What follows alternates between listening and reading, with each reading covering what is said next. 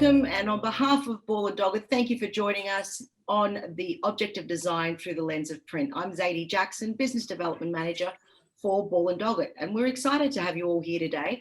There are over 240 registered guests on this call, so we thank you for joining us. Thank you for the company this morning, and as you take on the experience with our supply partner, Mohawk Fine Paper.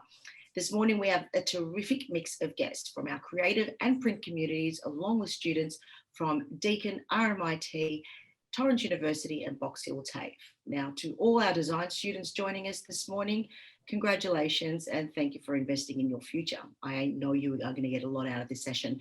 This morning's flow will commence with a terrific and insightful interview by Hope Sowders, the National Account Manager for Mohawk Paper in the US, and also Hybrid Designs, Dora Drimalas, the Executive Creative Director and Founder, along with her Creative Director, Kozlowski. They share their insights into working with Mohawk on the Divine Mohawk Quarterly 16-part series, an exquisite example of how design, print, and paper really complement and elevate each other. Over the years, our business development teams around the country have thoroughly enjoyed presenting those Mohawks quarterlies to studios around the country. And the most exciting thing about this is the idea of permanence and what print brings, and hybrid also brings that to the fore in their discussion. I'm excited to follow that with facilitating a magnificent panel who joins us, and that is Latitude Group's Managing Director, Mr. Andrew Wood, Kellie Northwood, the CEO of the Real Media Collective, the Creative Director of Brand Together, the lovely Angela McCarthy, Hope Sowders from Mohawk Paper, all the way from Kentucky this morning, and Mr. Charlton Hemingway, Managing Director of Works. We will jump into a Q&A at the end from some of you, our guests, and time permitting, I will try and get through each and every one of those. And should we run out of time, we will include those in our follow-up piece after the event. And at the end, stay tuned on how to get a small gift from Ball and Doggett. Now, these online experiences are important as part of our connectivity in a world we currently live in, and delivering these events are very important to us. So today's event is very much a community experience, and I would like to express on behalf of our business a sincere thank you to the partnership of the Real Media Collective, Kellie and Phil and Michael, for allowing us to join them on their particular platform, and more importantly, the tech. So your support is sincerely appreciated. So gracias, my friends. Mohawk Paper has been a part of our brand for many decades, and with good reason. We are proud to be the Australian distributor of Mohawk Paper. So if you have any questions in future pertaining to Mohawk or its products, please contact Mr. Tony Bertrand, our National Marketing Manager, or myself, Zaidee Jackson. The range of products are bountiful. Strathmore, Superfine Eggshell, Superfine Smooth, Veer and Linen, and layers, of course. And for the printers in the room today, a selection of products in both folio sheets and digital paper range, which includes iTone products in B2 and other sizes. And for our guests, this is a great opportunity for us to highlight the Mohawk products that are applicable for your digital printing requirements. Depending on what size your project may be, will determine the type of printer you will engage with. And the Mohawk products we carry at Ball and Doggett supports the requirements across all technologies, being offset or digital, including HP Indigo. We encourage you to work with your printers all the time and bring them in along with us into the fold, into the beginning of your projects. And from what we see, using our support and our advice and knowledge together as a partnership really creates for great outcomes. We encourage you to explore our website and learn more about these products in detail. The Mohawk range has been part of us for 30 years in Australia, and you, the designers, have loved it. So much so, the icon, Mr. David Lakeshue, was once known as Mr. Superfine because he used the product so much. And for you all, thank you for seeing the value in specifying high-end products like Mohawk. Printer communication is literally the glorious body language that accentuates the message and connects with the emotion of the person holding it. It is the most sustainable way in which we can communicate. With Mohawk, you get to work with fine paper for not only that sends your haptic sensory off tap, but literally when you touch the sheet, but when you produce the products that stand out amongst all the noise, which elevates the expression of the brand that you are actually working on. Now, I hope everyone's got their cuppers in their hand, and it is with great pleasure that I now introduce a wonderful interview facilitated by Hope Sowders from Mohawk and Hybrid Design, Dora Drimalas and Kozlowski. Enjoy.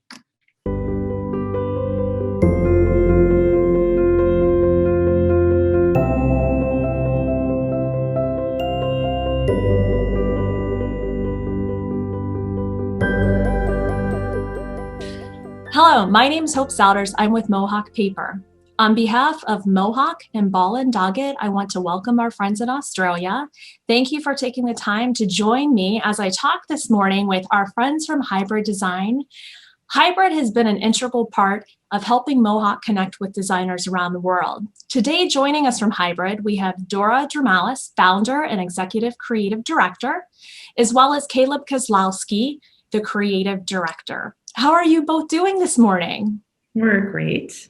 Doing good. Good. Thanks so much for joining me. Let's just jump right in. I'd love for you to spend just a little bit of time talking to the folks today about the journey of the Mohawk Maker Quarterly, maybe from ideation to creation. And I'd love to know a little bit about why it changed form factors so many times over the years. Great. Maybe I'll start. The quarterly came out of our early work with Mohawk. This was early in our relationship, and we just come on board, and we wanted to do our homework, our brand homework on who Mohawk was, and understand what they represented, their values. So while we were doing this work, it was really fascinating because we only kept turning out good things, right? Multi-generational family business that is rooted in craft, that was rooted in fine paper, making wonderful things, supporting design and designers. So, and at the same time, this was 10 years ago, we saw design moving and food and everything in this, slow food, craft, this movement that was happening.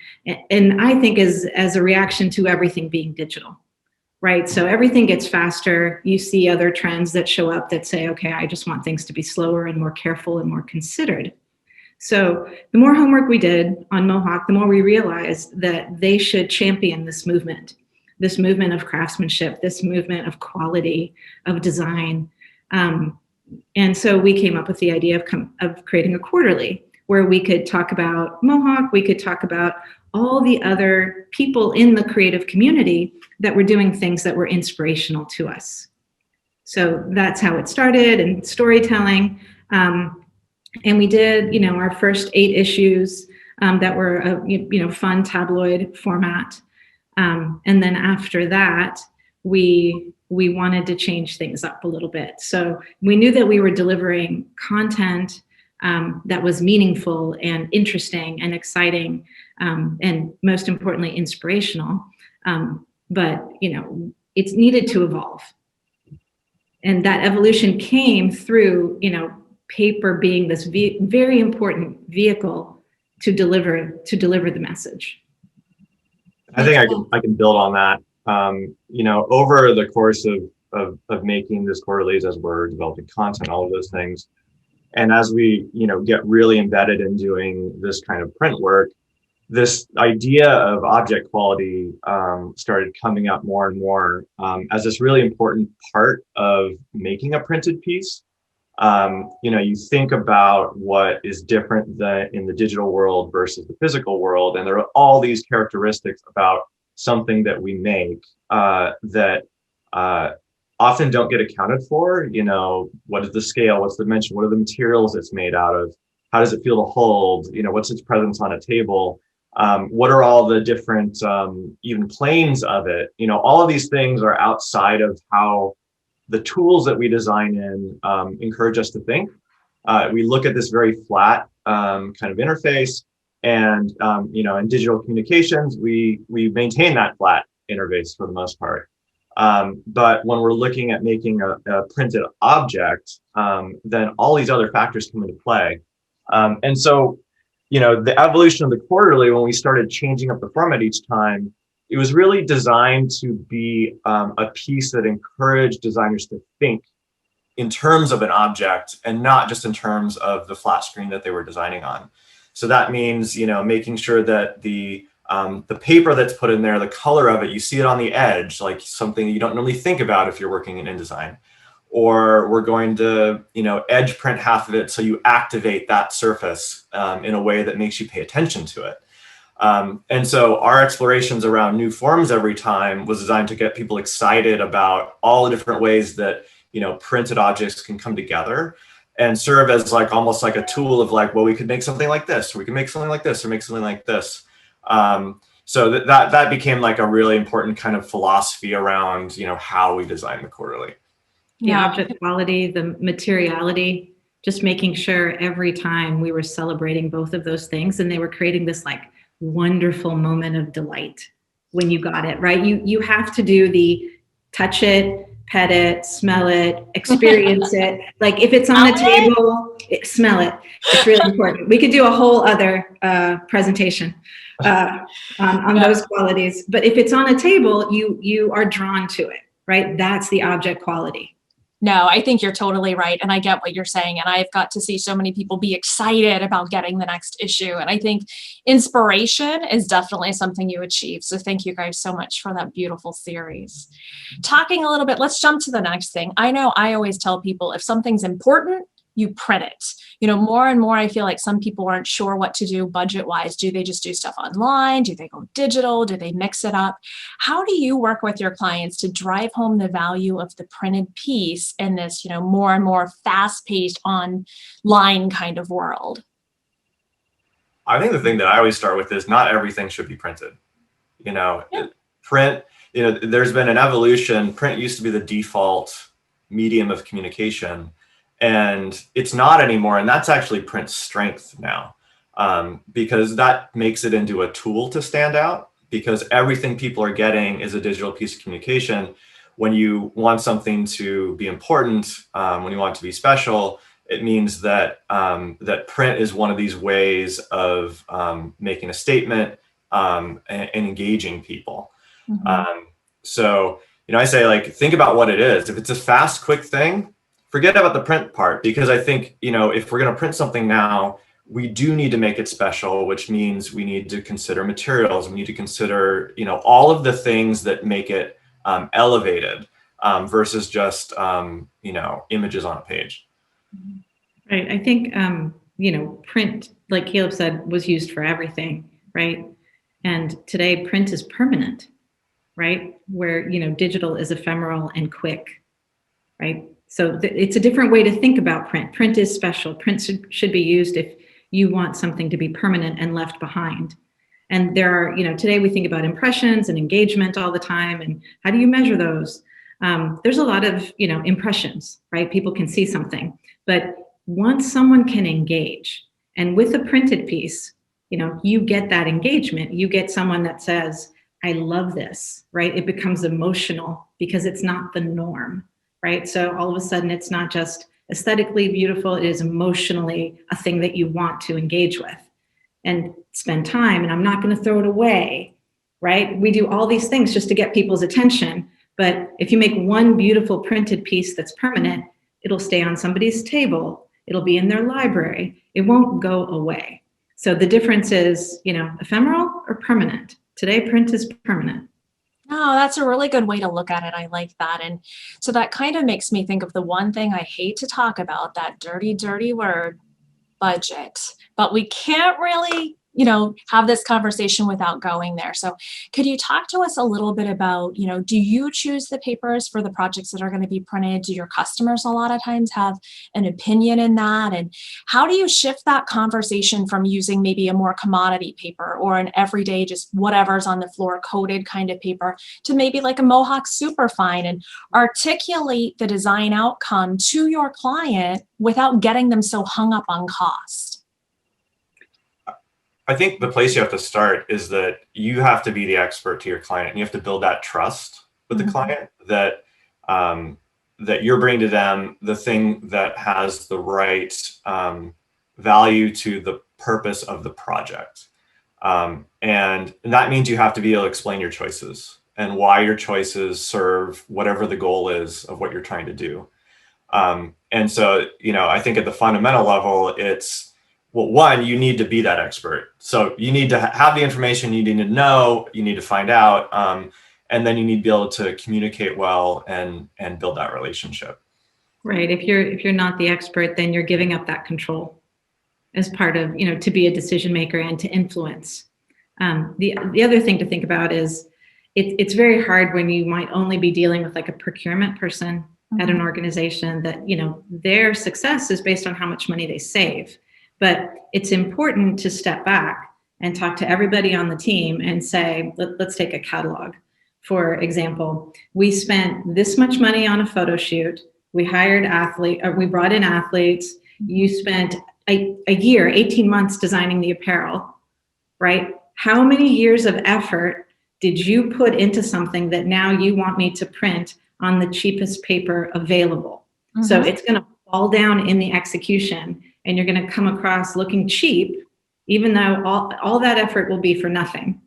If this one part of the equation doesn't live up to the effort that you've already put into the project.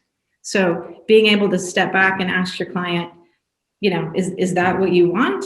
Is that good enough for you? And having the bigger discussion and not just about, the difference in budget, and like make fewer things, but have a better impression and engagement. No, that makes sense. And I remember a trick that I heard from you years ago that I still use. It's really effective.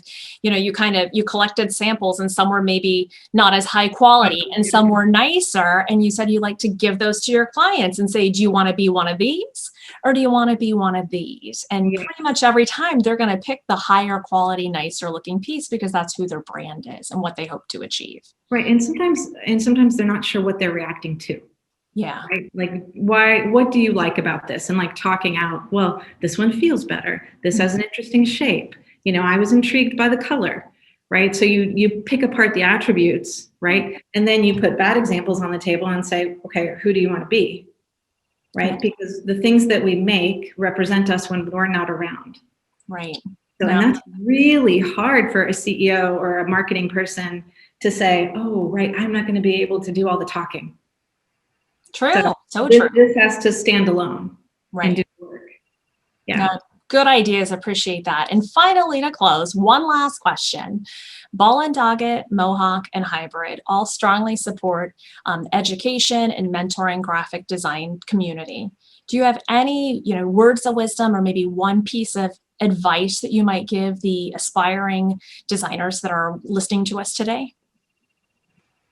I think the one thing I would say is don't take anything for granted.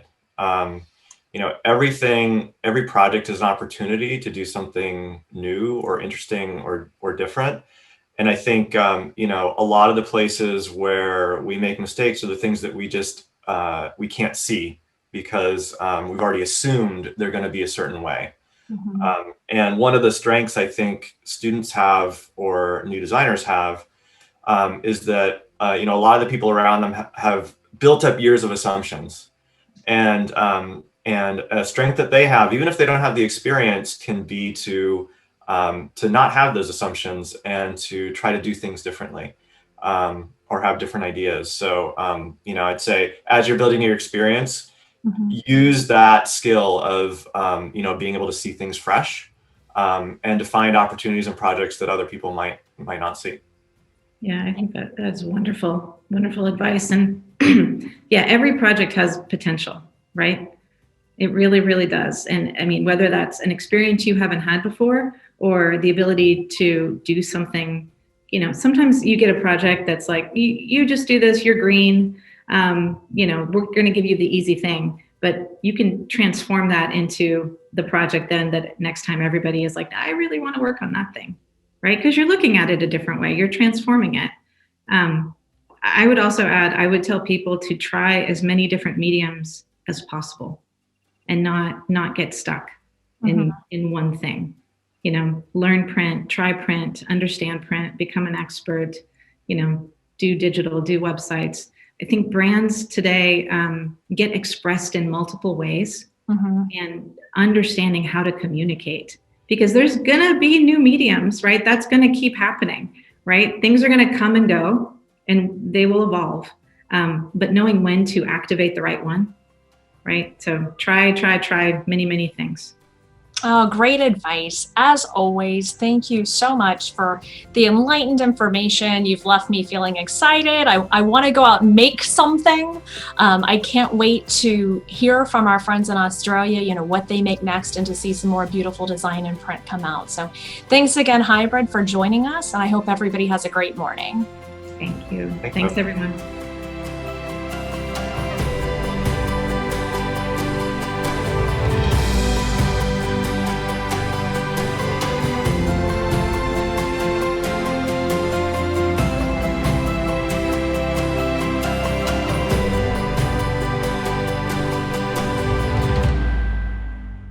Welcome back, and a huge thank you to Hope from Mohawk and the very, very generous Dora and Caleb from Hybrid Design. I loved some of the themes they were talking about regarding paper being a vehicle to delivering the message, and also, the wonderful moment of being delighted with something in your hand and obviously smelling the paper. Who doesn't do that, right, guys?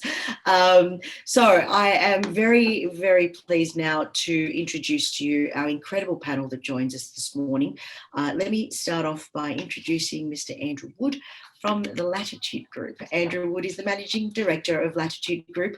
With close to 20 years of experience in the creative world, Andrew has built a successful integrated design practice. They integrate the principles of brand and communication design, digital, built form, placemaking, and experiential design. As traditional boundaries between creative and businesses continue to blur, their roles continue to evolve into digital technologies, branded environments, and experiential design. This has become rich territory for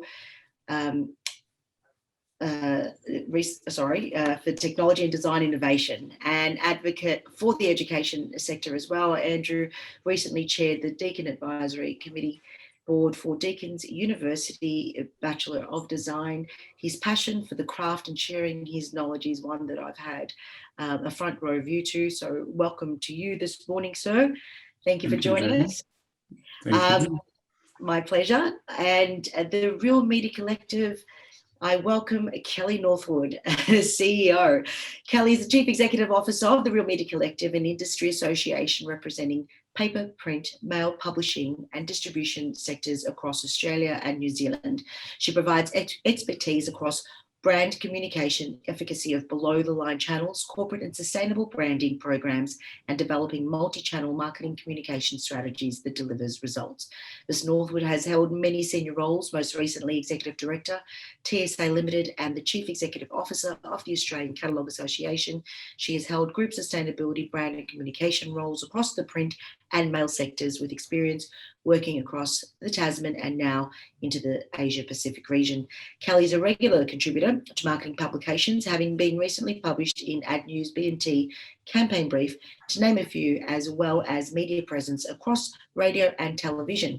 Kellie has a strong brand and communication background and emphasis on retail marketing and linking the holy grail of data to drive results and connect all channel strengths. She holds a Bachelor of Arts in Communication, majoring in journalism and PR, and postgraduate studies in education and sustainability. Kellie, thank you so very much for being here as well. Thanks for having me. It's an absolute pleasure. And I welcome the Creative Director, Angela McCarthy from Brand Together. After 2 decades of working with big and small clients at some larger than life agency, Ree and Landor here in Sydney, Wolf Ollins and the partners in London, she succumbed to the inner voice, nagging her to start her own thing. And based in Sydney and working under the business name Brand Together, is an independent design and brand consultant. She has recently worked directly with organisations to help shape and create how they experience their audience. Essentially, it's creative problem solving achieved through listening and getting to know and understanding her clients, aka empathy. She feels fortunate to work in an industry that she loves and one that's constantly evolving and always exciting as we choose to make it. When Angela is not working on building brands, she can be found running a screen-side printing business, which I love, running after a young daughter and running away from housework, as we all do. Welcome aboard, Angela. Hi. Thank you. Pleasure. And now the lovely Mr. Charlton Hemingway, the Managing Director of WorkWorks. With 15 plus years of award-winning print, packaging and project delivery experience, Charlton is the Managing Director and co-founder of WorkWorks. WorkWorks is a production management consultancy dedicated to increasing the quality, impact, economy and sustainability of print, packaging and manufactured goods. Music to all our ears. Working as the bridge and translator between creative agencies or clients and manufacturers to achieve the best quality production outcomes that meet creative briefs and commercial requirements. And very, very pleased to welcome Hope all the way from Kentucky. It is a Sunday evening. As the Global Accounts Manager for Mohawk Fine Papers, Hope consults with end users, creatives and printers to get brands noticed. Covering many different industries, Hope has worked with brands like Mazda, Audi, Porsche, Blanton's, Bourbon, RJ Reynolds, as well as several higher education and non-profit endeavours. Oh my gosh, I'm so privileged to be here with such a wonderful array of talent and personalities. So are we ready to jump into some Q&A? Yeah. Excellent. Andrew, I'm going to start with you. Let's just jump straight into it. Let's go. Latitude is an integrated design and communication practice. Having worked with your team for quite some time now, you don't compromise on producing exceptionally educated projects with a key discipline being print. You and your team explore the value of print and implement the experience in each of your projects in such a considered way. Why is it critical? Why is it a critical part of your design process to integrate the use of high-end fine paper in each project? And how do you describe the value to your client with the choice of using fine quality papers like Superfine, that I know is one of your staple sheets? And more importantly, how do you gain buy-in from clients? I know there's a lot going on there, but yeah, look, there is, and I think it's a good question. I mean, the first answer is that we're designers. Why do we specify? We're designers. That's what we do. We design everything. So if you ask a question, we'll give you a response and we'll tell you how we want it to be. I think that that's, just inherent as part of creating things and being a creative, business as such. Superfine is a stock that we've used for a long time, and we've always had great results with it on, indigo being digital and also offset printing. So it's been one of the great stocks that the choice for us often is just whether it's going to be, is it white or is it ultra white? That's really the discussion in the studio that we probably have. And we look at the, perhaps the imagery and whether it's a photographic piece we're producing. And, sometimes the white is good, but other times we want that crispness and we want that, starkness to really bring out the color of the imagery. So, that's where we make choices about, these sorts of stocks that we use. In terms of getting, clients on board with it, I think that, we find, and maybe it's we seek out like-minded clients. So, we're on a design journey as a business, I guess. So the commodity side, it does rear its head at times for looking for, budget alternatives or, what we can do. But we'll always put forward the right stock for the job from the outset. And I'd like to say that it's on the rare occasion that the client, maybe is, why should we be doing this? Or is it costing more? Is it looking better? And what are the, pros and cons of using a certain stock? In that case, we always look to sample it, and the proof's in the pudding. I mean, it's pretty obvious when you pick up a nice sheet of paper. It smells good, it feels good, it looks good. You might get a sample from your printer and print an image onto it and show the client what that looks like. All these things really help, and they just demonstrate the quality, and obviously the permanence of print that's become quite topical as well at the moment. So, Yeah. Thank you. I think there's quite a few themes in there. And thank you for answering it so beautifully, because ultimately you are designers at the heart of it all, and you have been commissioned to create choices to respond to a brief, and some really great tips there around actually working with your printer to make sure that you are choosing the right stock on behalf of your end client. Thank you for that response. I'm going to head over to Kellie. I want to talk about the Real Media Collective provides advocacy for print and packaging and the paper industries in Australia. Through that, you connect with a myriad of industries, in particular retail, which has now heavily been impacted through the changes in technology and obviously COVID lockdowns. You've personally and steered and navigated our industry and the members through the journey the past 18 years. Has COVID-19 lockdowns over the time affected how retailers will see and use print in the future? And also when it comes to the discussion on print as a communication tool in the context of sustainability, we would love you to share your thoughts on this. A couple of loaded questions there. I have to identify my immediate bias. Yes, I'm a paper and print fan, and advocate very firmly for those two sectors. Look, COVID has changed and impacted many industries, not alone. Retailers are not alone in this. They, like all of us, this would normally take place in a lecture room and we'd be sitting around having this discussion. We've all pivoted and there's been some acceleration of digital, no doubt about that. That doesn't mean it's one, we throw out the other. And I think the re-emergence, certainly last year, everyone was deer in the headlights and we weren't quite sure which way to look or what was happening. And that was all of us, personally and professionally. However, I think what we've certainly seen this year, despite still going through the challenging times of COVID, we are seeing a re-emergence from retailers and brands who are really trying to rebuild some of that sort of trust, that engagement, that physicality, or I like to talk about it as a humanity. Brands are there to inspire us, to aspire us to live certain lifestyles with their brands. And if brands lose that humanity, they lose a lot of brand equity. And print has a real, as a media channel, has a real role to play in building that engaging, brand equity. I think Caleb and Andrew's points are really valid. Caleb mentioned print was once the default. Andrew talked about, bringing something, the tactility of it to life, through beautiful papers. And I think that online retailers don't have a physicality. They don't have that humanity that perhaps a store, where you walk into a store, you smell it, you touch it, you feel it. And online retailers has been a massive, 46% increase in online retail in Australia and New Zealand over the past 18 months.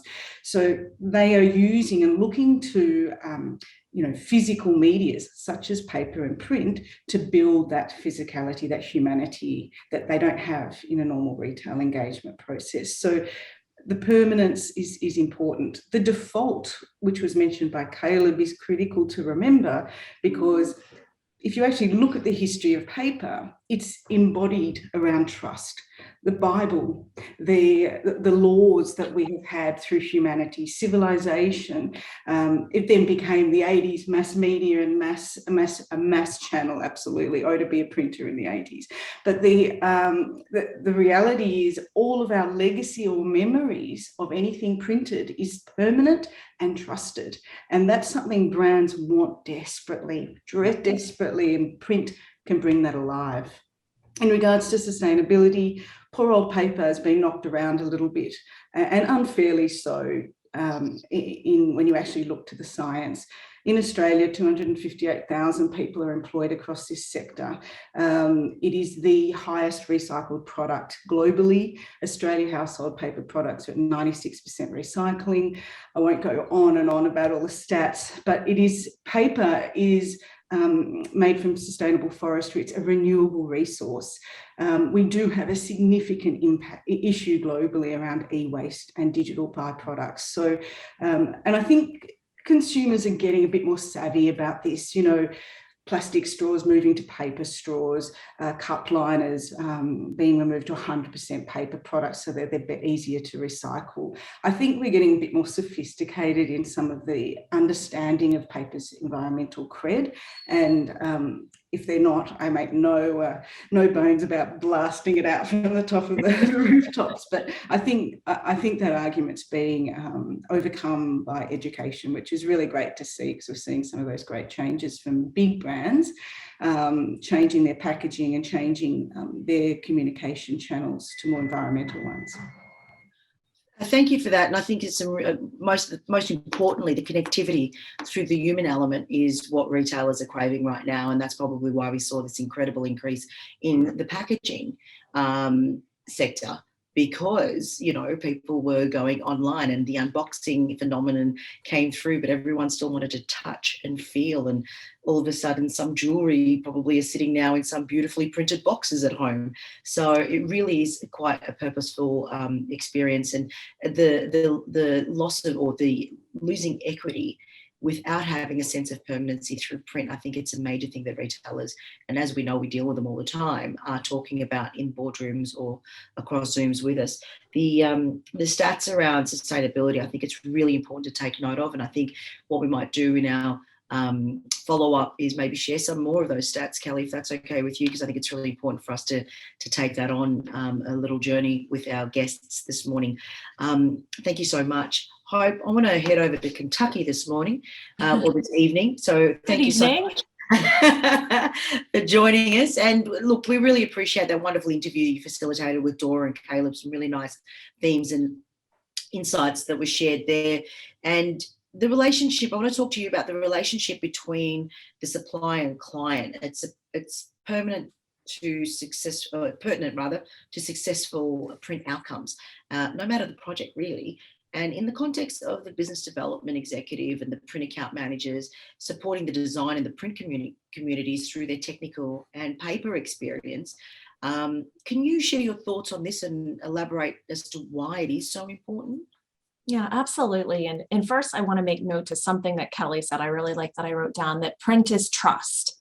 And I've heard that so many times, and I've read so many stats that there are a lot of things online, but we don't necessarily believe what we read online. But when someone takes the effort and the energy to produce something in print, it's just more believable and it makes the brand more trustworthy. So I really appreciated that point. Thanks, Kellie. So to answer your question, I would like to say that the most expensive piece that we produce, printing, is the one that no one pays attention to. So maybe it's something in a mailbox. Maybe it's that packaging that, you know, it doesn't stand out on the shelf so no one notices it. Or maybe it's your marketing collateral. So taking that time to create something that's really beautiful and going to be memorable and grab someone's attention really can make all the difference. And paper is the canvas. So before people are reading your message, they're kind of having an opinion and deciding if they're going to take a look based on the paper that you've selected. Things are changing in the world, obviously. And when it comes to printing and papers that are available, you know, what's out there today and what is the pricing of it and what print technologies are there today, and the people that are actually sourcing the print jobs. I'm noticing the designers that I'm working with or the brands that I'm working with, maybe they've had personnel changes because of COVID and people are being asked to do different jobs. So they are not as familiar with materials, or they don't really know what they're asking for when they're speccing a job out to a printer.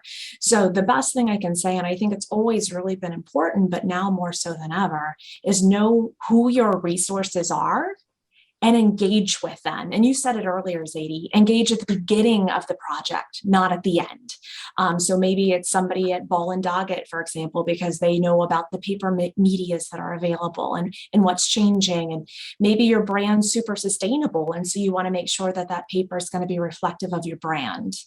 You know, engage with your favorite print sales rep or maybe a few, depending on the capabilities they have and what you need, but engage with them at the beginning. And just like Hybrid is to Mohawk, they're a part of our creative team. We're a part of that team, as is the printer and that process. And it's made magic happen when we all worked together.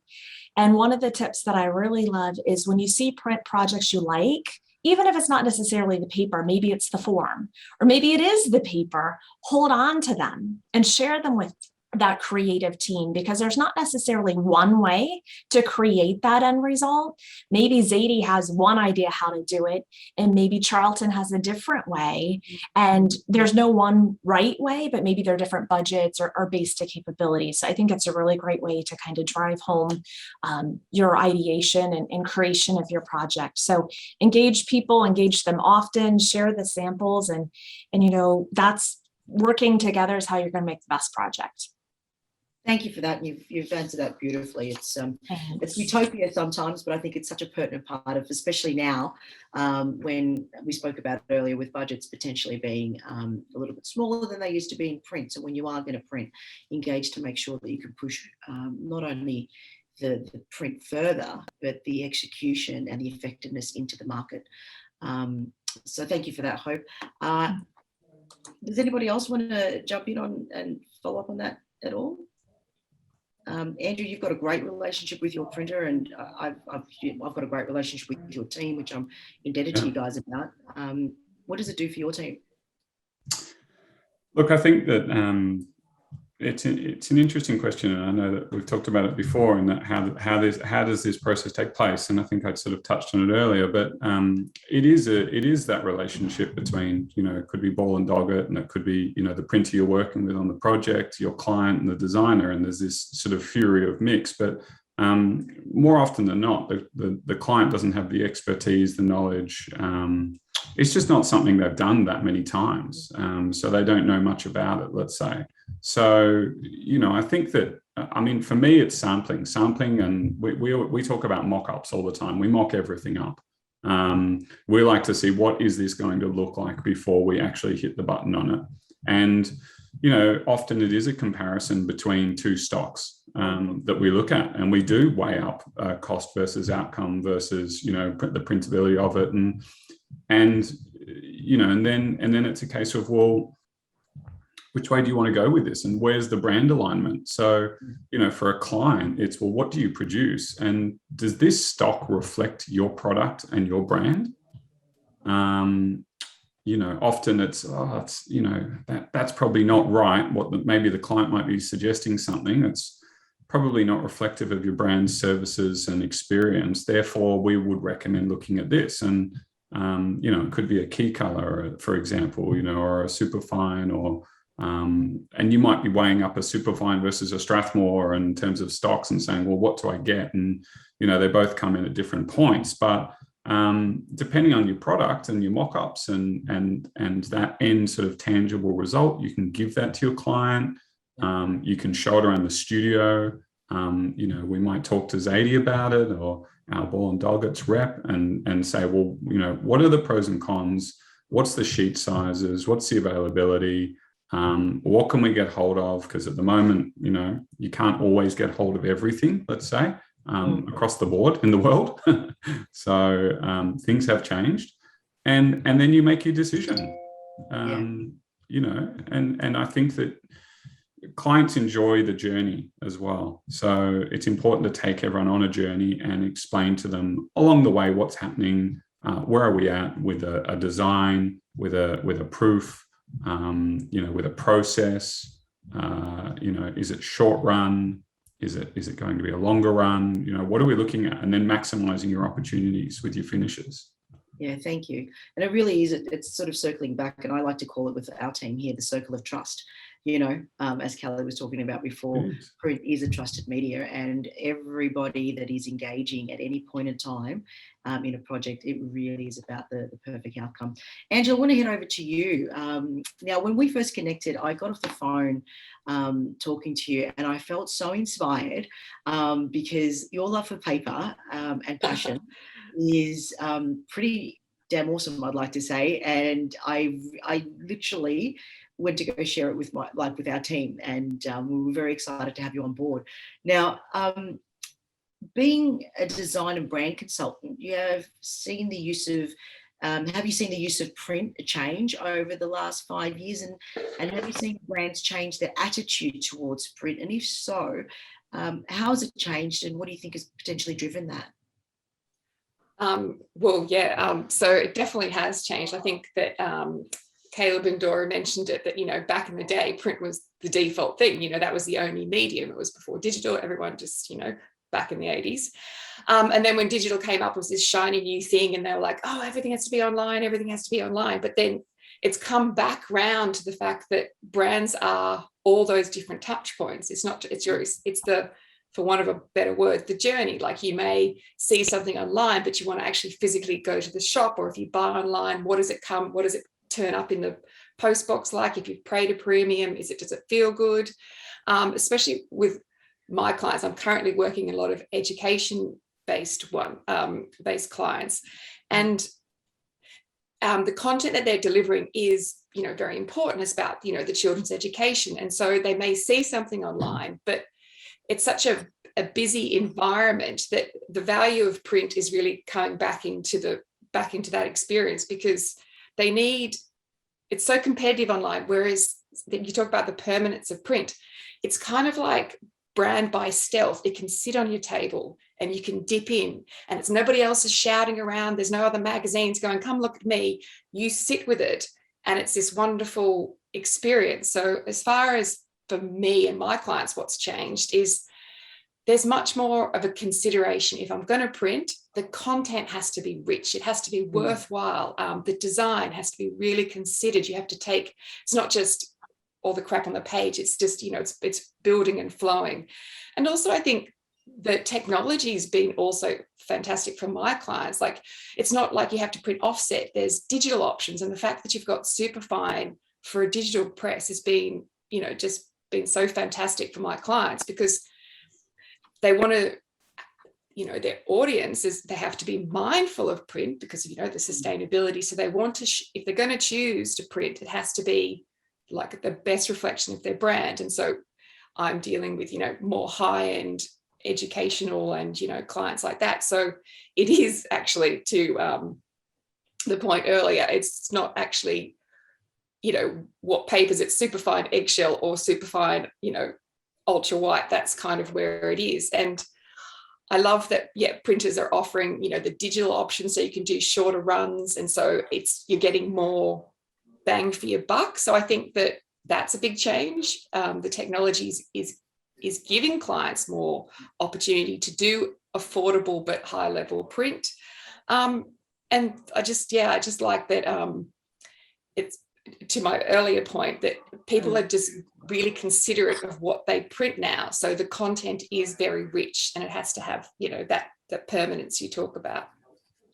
Thank you for that. And you make a really valid point, because obviously technology has moved even in the last 5 years when we think about the amount of digital printers that are out there and their capabilities, and HP Indigo and, you know, Ball and Doggett introducing the B2 size as well, which has been a wonderful experience. I can see Charlton nodding there. He's a big user of it. And that comes back again full circle to that circle of trust I was talking about earlier, because we've got, you know, a 30-year relationship with Mohawk, and we're able to go back going, the market is asking for this and needing this, and then the response and bringing that into Australia, I think, has been a massive thing for our business, and obviously for you, our clients. So, but I love what you said about brand by stealth.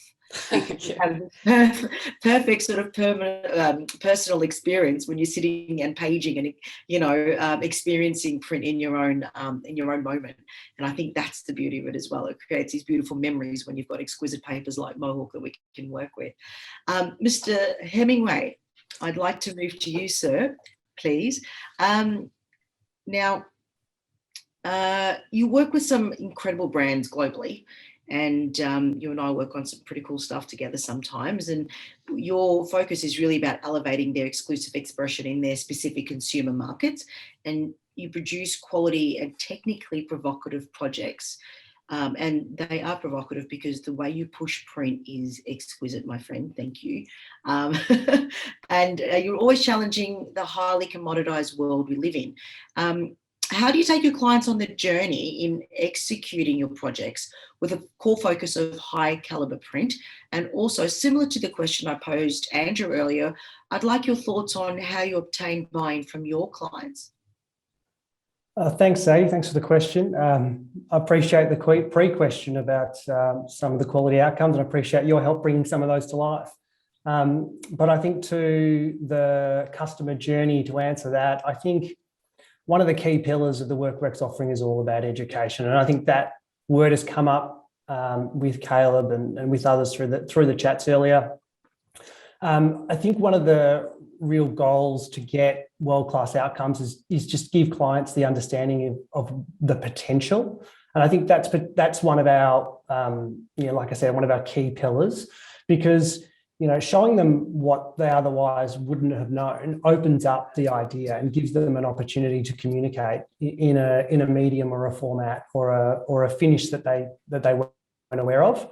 Mm-hmm. And sometimes it may mean, we often use this word translation. So sometimes that may mean taking their core ideas and reinterpreting them. I mean, we use this phrase, you don't know what you don't know. So taking the design intent and understanding what the message is and how to portray it, and then leveraging our experience, leverage some of those insights that they might not have had, so that we can help them get the outcome that they want.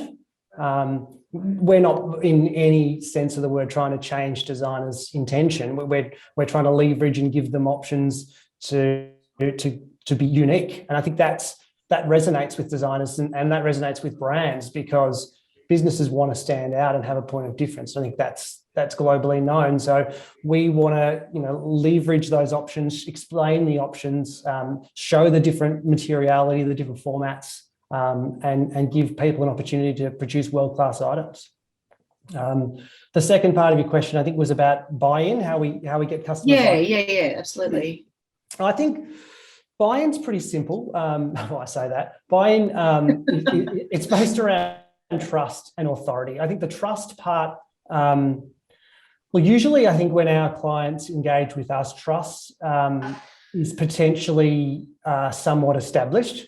I mean, one of your key as a business, as a team member, as someone who wants to execute products well and have clients that are happy, I mean, you have to respond quickly, you have to work proactively, you have to prove yourself, you have to honestly and transparently provide communication at all levels, so everyone's across everything at all times. And by doing that, you can generate trust. And I think that's a really important part of the conversation that you have with your stakeholders of your business.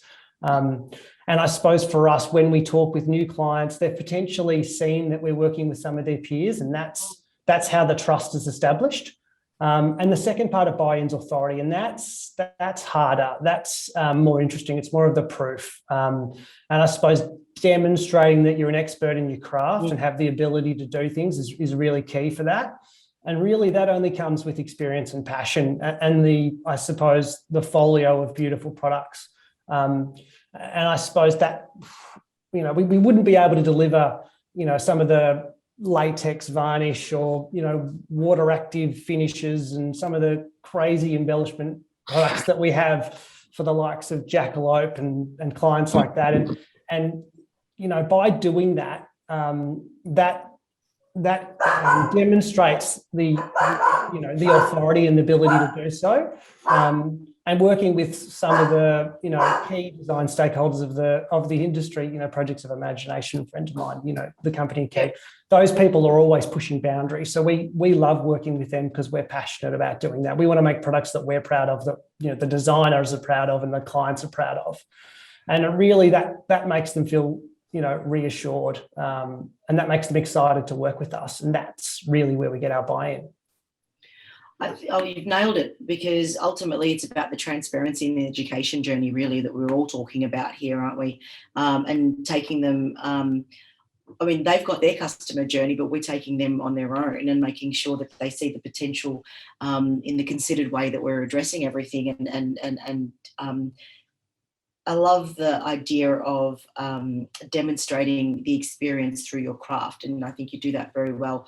And quite frankly, everyone on this call does it very well. Everyone has their expertise, and I think as professionals, if you're doing that, why wouldn't a client work with you to be able to buy into that experience and come on that journey?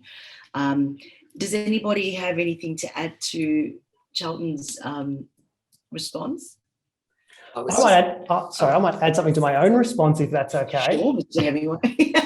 So that's a bit. I'll come to you now. That's a bit unusual, but there was a whole. I think almost everyone's mentioned the trust of print, and I was listening to someone the other day explain it, and it really resonated with me. And it was they were talking about the digital experience being a lean-in experience where it's an active engagement. You're seeking out information, and the digital device is trying to capture your information and covertly understand what you're doing and why you're doing, whereas print is more of a lean back experience, something that's more considered. You aren't being targeted, you're not being popped up. You are taking a breath, potentially sitting at a cafe, having a latte as a Melbourneite. And I think that's just something that is common with all of your comments throughout this. That sort of lean back experience, that trust is there with this medium. I think Thank you for that.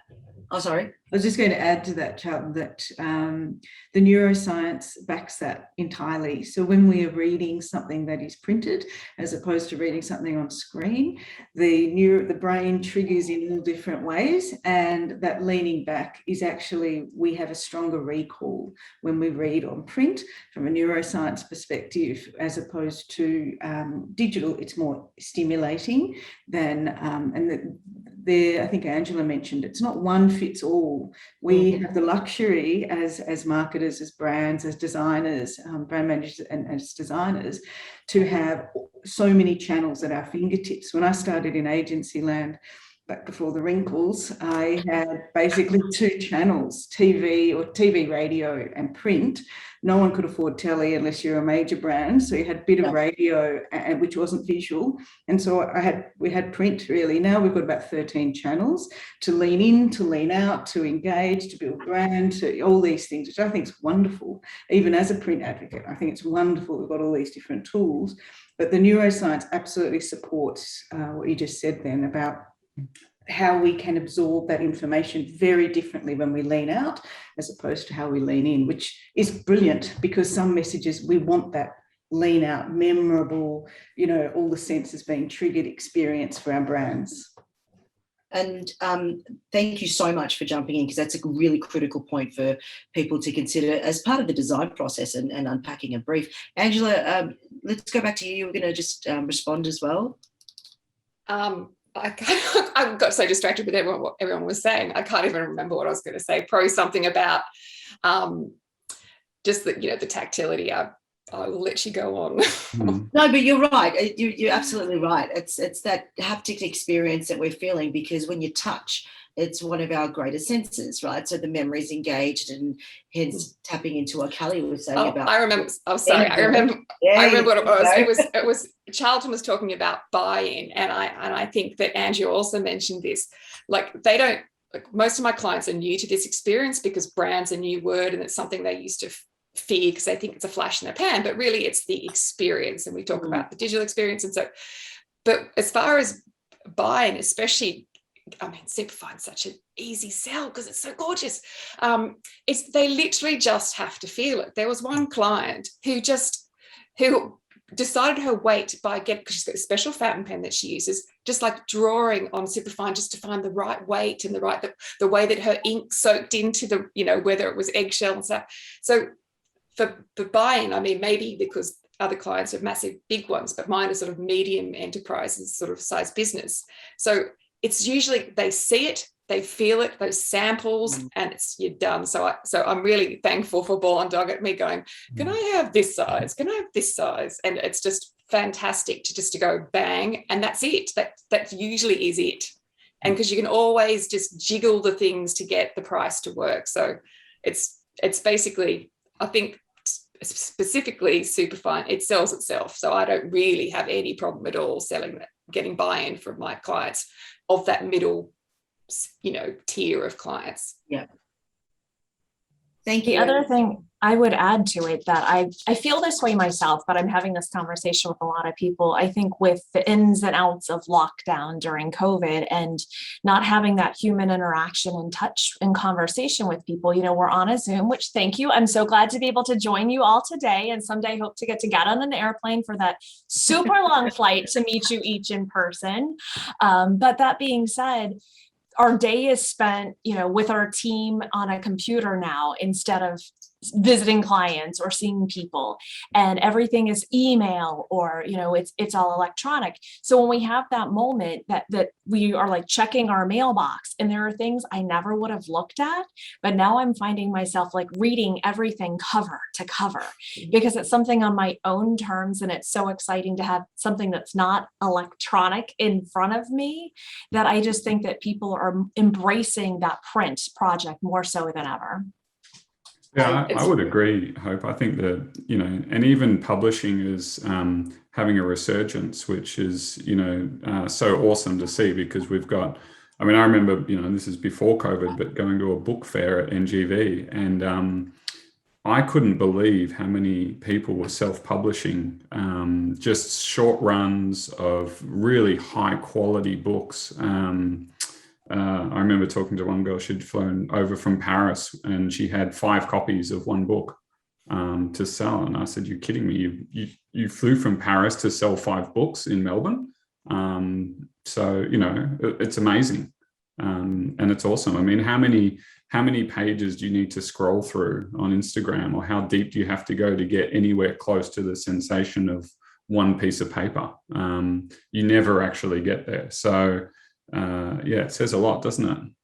It's also the immediacy of print. Somebody will say, "Oh, I saw this recipe on Instagram," and you're scrolling through, can't find it, and usually end up empty-handed. Whereas it's there, done, instant. I love that. The immediacy of it. When there's anything to do, food's a fantastic example because it's such an emotional trigger in itself, and it's another sense, isn't it? Taste. But it's also, I think, anything that we want to attach an emotion or a memory to. If I get sent a wedding invite via a PDF attached to an email, it'll be put into the digital calendar. But if I get a beautifully produced, beautiful paper, embellished wedding invitation, that sits in my notice board. I think about that couple many times between that, receiving that, and the date of their wedding. As the dates gets closer, there's all these emotional triggers. And, I think you mentioned, Andrew, about having, brand by stealth. That's just a perfect example that I talk a lot with members and industry about.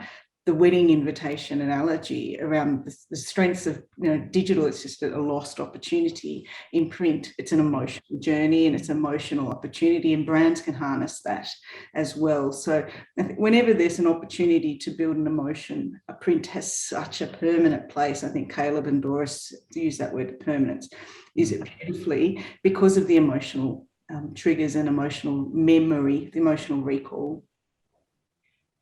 Thank you for that. And I think it's all about the journey. And everyone uses the word journey, but it really is about taking people on a journey when you're connecting with them, or creating an experience. Kellie used the example of the wedding invitation. That couple created an experience for their guests that they want to share that moment with. That brand is creating that experience with the consumer that they either know or that they are wanting to invite into their fold. You look at the property market, it's so competitive. Andrew, that's your forte. That's what you work through.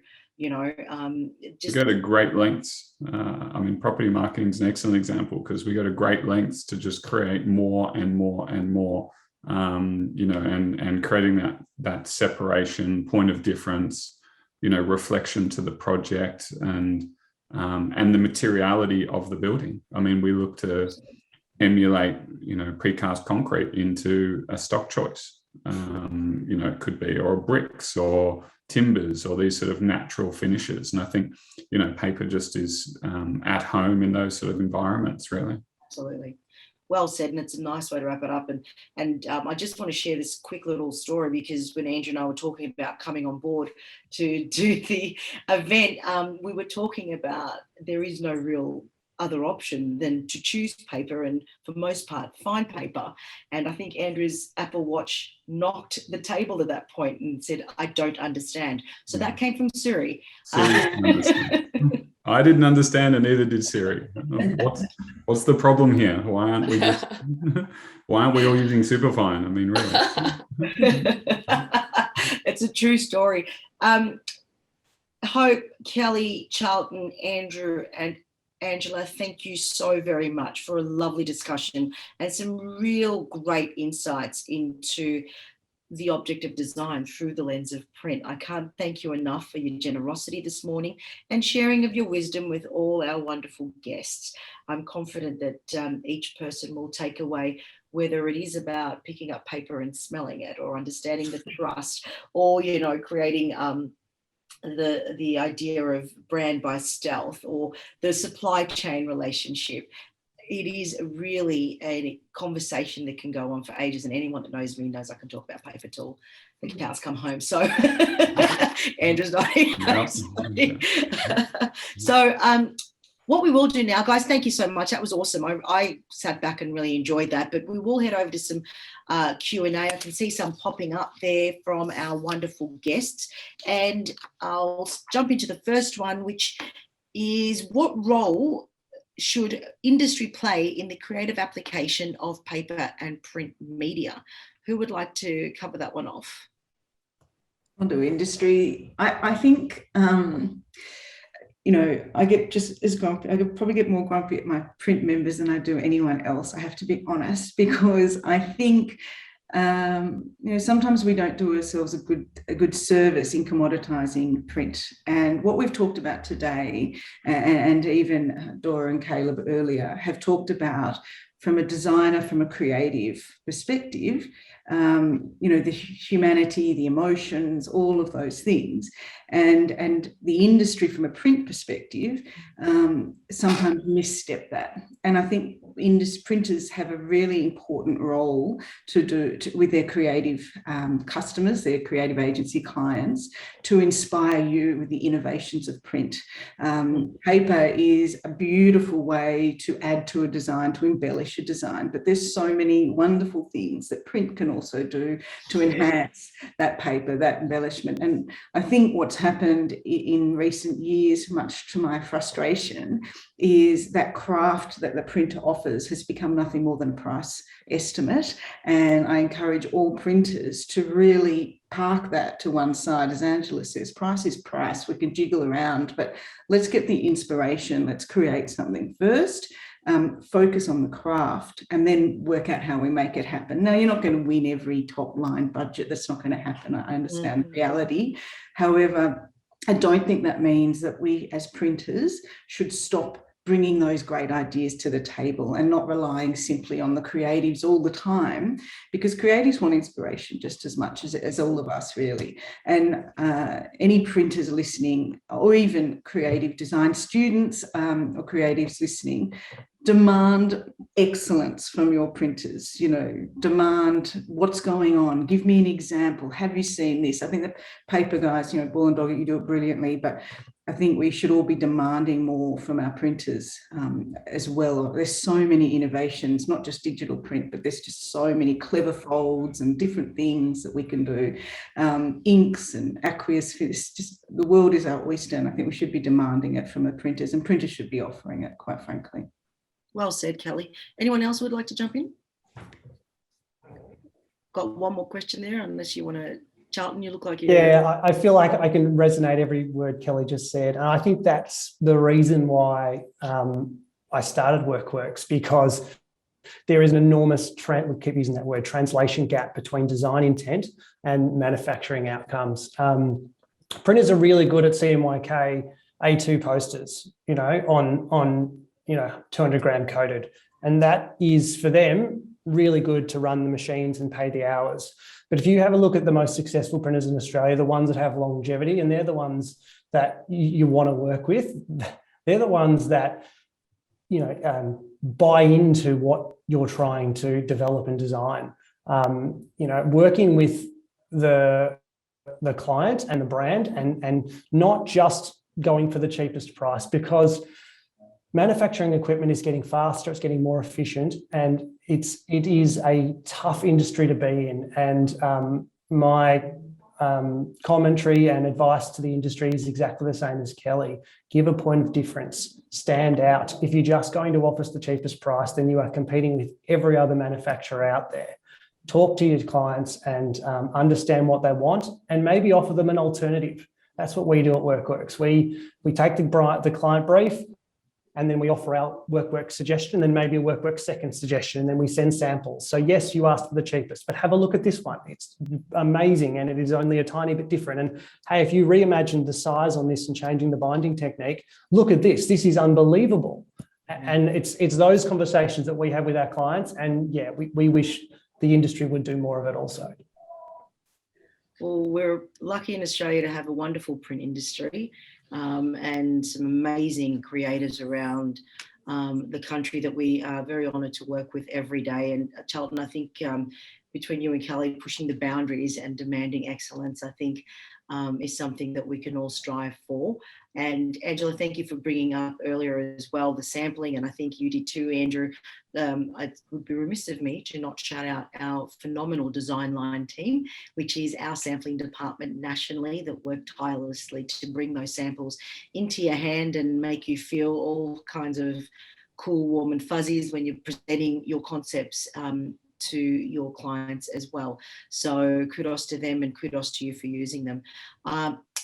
I'm going to bring this to a close because I could talk for hours, as we all know, and I've had a thrill time. I hope you guys have had also. On behalf of Ball and Doggett, I want to thank Mohawk, Hope, Hybrid Design, Dora, Caleb, Kellie, Andrew, Charlton, and Angela for joining us today. We are pleased with over 200 guests online today. Thank you for your presence and sharing your morning. And we really appreciate you coming on the journey with us and receiving, after this, you will be receiving an email of the recording session, because I'm sure we want to look back at this as well and share it with our network.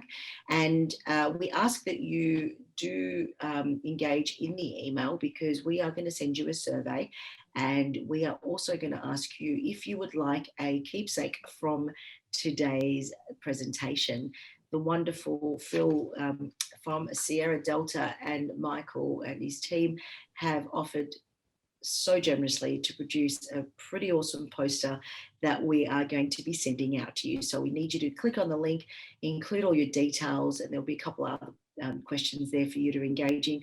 And if you can have that back to us by the 28th, we will pop that in the mail. Permanency is a wonderful thing, people, permanency.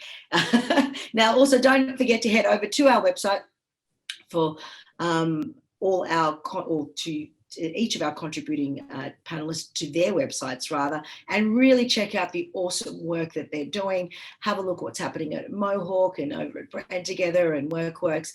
The Real Media Collective are doing incredible work within our industry, and Latitude, I just love going back to your site just to get some inspo. So thank you to you all. And for more information on the Mohawk range, please, we welcome you over at www.ballanddoggett.com.au. And on behalf of Ball and Doggett, we wish you and your families an incredible, safe time, and for you and your teams to continue to be productive and flourishing of work coming through. So we acknowledge that the path we are currently walking on, we feel grateful that we do this and we choose to do it with you, our clients. On behalf of Ball and Doggett, stay well. I'm Zaidee Jackson. Thanks so much. Thank you.